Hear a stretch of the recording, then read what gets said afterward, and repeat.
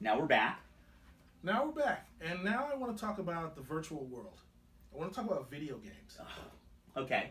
So, I'm a gamer because I started playing pinball when I was about 14 or 15 years old. So I used to go down to the Holiday Bowl on Crenshaw Boulevard, Right. and they had bow and arrow there, and I learned to play pinball there. Because you were like a blindfolded earplugs No, and I St. didn't. Tommy I or wasn't anything like into that. the Who at all. And I still don't know the words to that song. I just recently watched the movie, and I'm like, Great movie. white boys on drugs. Great movie. Ah, that's just bad. It's in the same category as Hair and The Warriors, and you're just like, how did people get money to make these movies? Come on. Oh, yeah, Great yeah. movie. So anyway, I ended up just loving pinball. I mean, some people would go bowling and they'd yabba dabba do the ball down the alley. Yeah. No, I'm up on the pinball machine, and it was one game for a dime, 3 games for a quarter, and you just learn how to move the machine, and Yeah. you learn to read the machine. And at one time, I was going to be an electrical engineer, but I'm like, man, I'd love to learn how the mechanics of this thing works. And when the guy would come in and lift the board up, How have you not move bought it- one? because video games have gotten so much better. And so there's a moment when the best pinball games were like $6 Million Man and Playboy, because they were hybrid games where they had electronic scoring, they had LEDs, Right. like the little orange LEDs. Yeah. Those were really Nixie cool. tubes. And then they had the musical things that were electronic music, and if you got the high score, it goes for minutes. Then came Pac-Man and Space Invaders and Asteroids. Oh man, this was great. I mean, a leaps and bounds over Pong. And in the early 80s and late 70s, this stuff was really kicking. I mean, it was just awesome. And so I started playing video games, and I can remember like the years after I dropped out of USC and I was just working all over the place. I spent all my spare money. And my dad said, "You should write a book about video games and what's." And I knew every arcade in LA. Huh. I mean, there was a really good one. There were really good ones downtown. There was Sega Center in the Fox Hills Mall. Right. There was one across the street from LACC Right. on Vermont, and just great video game arcades. And there's just you line up your quarters and people are playing, and it was a really big deal. And we were all considered weirdos, of course, but there's a competitiveness. It's like pickup ball where you go out there and you're gonna play, head to head Yeah. versus these other guys.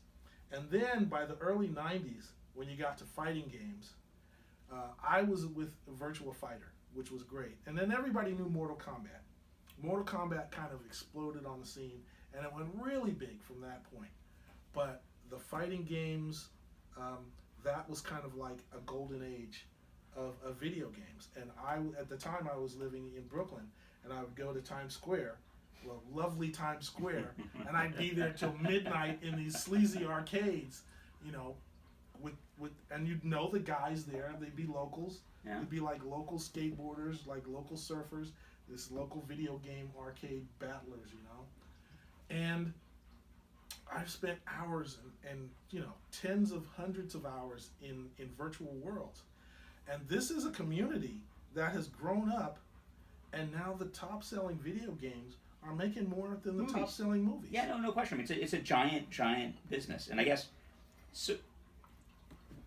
Why did I never connect with video games? So I actually worked for Electronic Arts for a while, and it's funny because when I showed up, I told them I wasn't a gamer. I'm like, I'm a software guy, I'm not a gamer, and they're like, that's fine, but you need to finish this level out on this game before you can actually start work, and you have like 3 days to do it, and I'm like, okay, and I sort of worked my way through the game, and I don't know why I don't connect with games as well as and I think it's really 3 things, and I think part of it is like I played games with my kids constantly when they were growing up. What kind of games did you? We played card games, we played poker, we played gin, we played board games. Okay. Because a big part of the gaming is the sort of across the table interaction. It's the shit talking, it's the laughing, it's, you know, how could you do that, or oh my god, I got you, or whatever that is. Right. You know, and there's a real tightness to that. And I know that in some games where you have clans and things, you have similar kind of tightness. Yeah, and you have comms, but in the video games that my kids played, because that's what I saw, or my brother played, they like walked into this virtual world, and I had a friend at one point who's had a serious kind of opiate problem, and you know, you'd see this look on her face, and I saw the same look on people's faces. You didn't play Dungeons and Dragons? No, never. See, that's probably the missing link, because I know that you would be a good D&D guy. You would be a dungeon master, and you would. I mean, if you like chess or you like cards, right? And you're like, all right, this is your trump. I never played spades, right? But you know, I knew a lot of people that played. I played spades. I just know I was never that good at it. I could make a horrible joke right now, but I'm going to just power right past it. I played bid whist. I did play bid whist. You're such a gentleman. But I mean, actually, spades was like a lower form of bid whist. I know. And I didn't hang out with those cousins of mine that played dominoes. Yeah. Yeah. So I play a lot of dominoes. Yeah, you got to have enough Mount Gay to play dominoes. but you're really playing. But I think the key part of the thing for me on video games is they're not really emergent. It's like so. There was a point in my life somewhere in the 80s where I stopped reading airport books. Right? I stopped reading the kind of books that my wife reads all the time and loves. Because I would be 30 to 60 pages in the book, and you know what's going to happen. You'd see the structure of the book. Yes. You know what I mean? It's sort of like, I know. I see the map here. Well, in video games, so there was a time when video games were like single player. Yeah. Okay, and you're just there. And in the arcade, you have the shit talking, you have the competitive stuff, you have things that happen, and everybody runs, that. And then until the online world became real, right, the Emergence was lost. Right. It was, you're trying to get, you know, as much pixels on the screen as possible. You could get the most electronic music into your chips, and that was good, but it missed everything until the online stuff. And that happened early in PC with LAN parties, where it was like, my kids take over a basement. My kids used to come in here, and there'd be 9 people. And then that was the thing. So I never got into the LAN party stuff, because I work with computers, and I didn't want to go home and play. Yeah. But when consoles came out, when the Xbox came out, and I think it was 03, and you had Xbox Live, where I could put on a headset and play in real time with people online, that was the beginning of real gaming. And it was combat sports. No, my kids. So you can't predict what the other guy's going to do. No, look, and I think the other thing I think about with it is, and look, let me acknowledge a couple of things. There are video games out there which are of the quality of good major movies. Oh yeah. Right. The video game business is clearly an immense business. You know, there's a lot of people who devote a big chunk of their lives to video games. And I have this sort of inherent bias against passivity, right? And it's. I actually wrote a thing. I had a hysterical back and forth on my blog way back in the day with some guy who had a porn blog. And what wound up happening was I wrote a blog post about Kenneth Branagh, right? You call him Branagh? I don't know who the hell. I don't know what you call him. Branagh. Whatever. Branagh. Kenneth. Henry Branagh. V. Yes. And I made a comment basically about how he was starting to make really terrible movies, and that he made such good movies that, as far as I was concerned, he should be fucked to death by Hollywood starlets for the rest of his life, because he'd already done enough that it didn't matter what he did from now on. Right. And I had this link back and forth with this guy who had a porn site because of it, and we got in this very interesting dialogue because I'm kind of very anti-porn. Okay. And my problem is that we've created... It's not interactive. Well, it's not that it's not interactive. We've created a society where, rather than go to the park and play basketball with my neighbors, I'll sit and I'll watch the NBA. Right. rather than going out and finding a date and going through all the I think tumult. you're just missing a whole part of the video game industry where it is really interactive. No, I know. You are getting with the people. I don't even know. I mean, there are some video games where it's just you. Yeah. And you're navigating through No, a I know puzzle they are. or something No, like no, that. and those are. I don't like those. No, but I get your point that there's ones that are communitarian and interactive, and I know about serious games. Those are the big ones. And well, there's also things like serious games. I don't know if you know about serious games. No, I don't know. They're gamifying things like public health response. They're gamifying kind of law enforcement. They're looking at game interfaces for real world things. And, look, there's very cool stuff. Somehow I read books. I'm a Okay. Books are more solitary than anything. I mean, books are. I read something within the past 2 or 3 years, and I can't remember what it was, but it was like how to read books or how to feel about books, and I don't know if it was Jonathan Bloom or who it was, or maybe it was who were one of these other great authors, and he just said, you're communing with the dead. You're communing with the writer's internal representation of the world. Yeah. And that's an extraordinary thing. But you're also building one. I mean, but the key thing about books to me is that, and it's something I tie to all good art, right? And good movies do the same thing. Good books do the same thing. Good, in a sense, good music does the same thing, which is it leaves gaps that you fill in your own head. Yeah. Yeah. Right, and you become a participant with the maker. Yeah, that's very real. I'm sorry, Mark. You're just missing out on the whole literature of video games. No, and I get that I am. Yeah, and there's fan fiction. I mean, I've written like a 13 chapter book. This is my perplexed face. About a fictional character that exists in this world. That I play Destiny, and Destiny 2 comes out on September 6th. But see, so the other thing I worry about, I've always tended to argue that we're much more likely to wind up in Brave New World than we are 1984.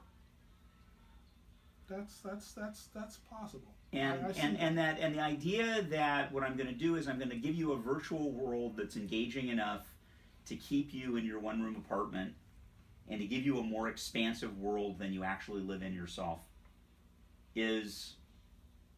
Well, yeah. That is what we want. That is what all of us.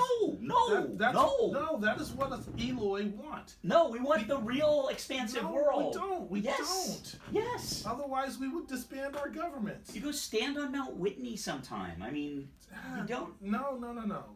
People want to avoid risk, and achievement in a virtual world is achievement without risk. You get to die. But the problem is, you get to relive. And it's funny because this is exactly on point. Because Taleb, who I am more and more becoming like an embarrassing fanboy of. Oh, I love him too. Just had a piece out on Skin in the Game. Yes. And that we build these systems in which there is no meaningful risk. I can get killed blind. In fact, it's one of the things that bugged me. I was playing a World War II shooter when I was doing work with EA. Yeah. And first it drove me crazy that real tactics didn't help you win the game. Yep. And that, die, respawn, go replay. Like, there's no... If I wrote a video game, I'd lock you out for 24 hours when you died. Right? There are interesting ways to deal with death in video games. But I think but I think the idea of having things have consequence matters. But I also think that we are growing up in which we're building this world which is basically riskless, and that two things wind up happening. One is that we lose the ability to manage risk personally at all. We have no ability to functionally manage risk. It's a different kind of risk. It's a different kind of risk because what you're actually spending is time. You're spending time in a world where you're not necessarily sure that you will meet other people in real life that have any idea of what you've done in that world. But you're spending time in someone else's world. Why don't you build your own world? That's like saying build your own house, build your own street, build your own car. I mean, these are incredibly complex things. And they're things in which you spend a lot of time in your life. Like driving a truck. Yeah. I mean, why not just walk? Of course, because you can't do as much. But in these worlds, you're augmented. You can do a lot more.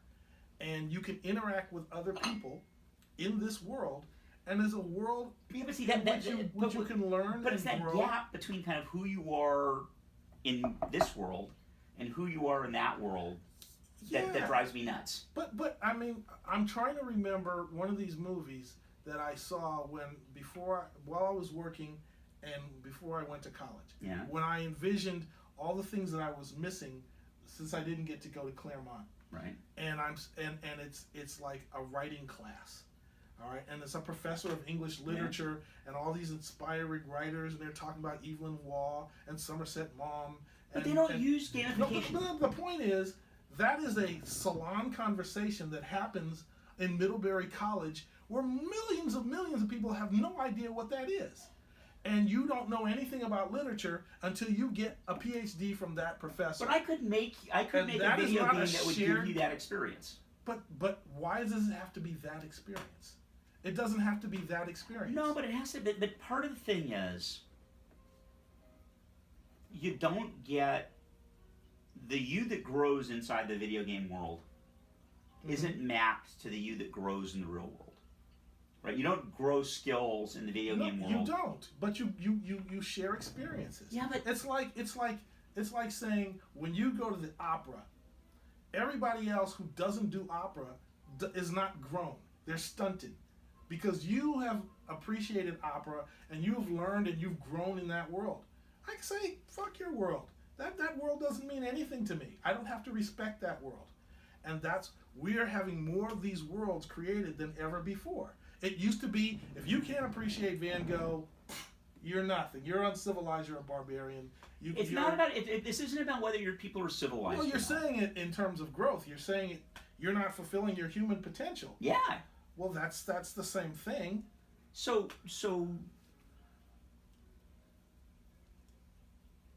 there's a point here I'm trying to excavate. Give me half a second to think it through. All right. So a friend of mine's kid has become fabulously wealthy commenting on video games. He's Captain Sparkle on YouTube. Oh, yeah, there's people who make money. But most of the people in the video game world, I mean 99 and a bunch of nines people, yes, percent of the people, are consumers. Yes. And same thing with Shakespeare. And let me finish a little bit. Go ahead. Right, which is that I'm not, if you were to spend all of your time reading books, right? Mm-hmm. You know, I have the intermittent fantasy that like at some point I could just shut my life off, I could lock myself in a room full of books, and I'd be, what was the TV show? The Twilight Zone. Thank you, yes. Where the guy steps and he breaks his glasses, right, exactly. And, you know, but at the same time, I wouldn't want to live that life, right? Because I want to go out in the world and I want to do stuff. I want to get hit with sticks. I want to climb mountains. I want to go look at eclipses myself. I don't want to watch them through a video camera, right? I want to see stuff. And I think that we need to be building a world of people who want to go see and do things more than they want to sit and have things done to them. And I worry a lot about the fact that we've raised these giant cohorts of people who are helpless in the real world. How about this? I mean, it was a little bit before my time, but you probably got a flavor of what it's like to have read Hemingway and not have read Hemingway. Yep. If reading Hemingway does not send you off to the Spanish Civil War, are you actually experiencing Hemingway the proper way? Yeah, I think you are. So that book does not incite people to action in the real world. They're just enjoying. But I'll disagree. A man talking about the shining belly of a fish. They're not actually fishing. And that's what all. So what you're arguing is that in video games, you're gaining wisdom and human experience that makes you better in the real world. In some ways, yes. Okay. So here's what I worry about. But you're making real friends. No, I understand. But here's what I worry about, and let me sort of put a flag on it for a minute, which is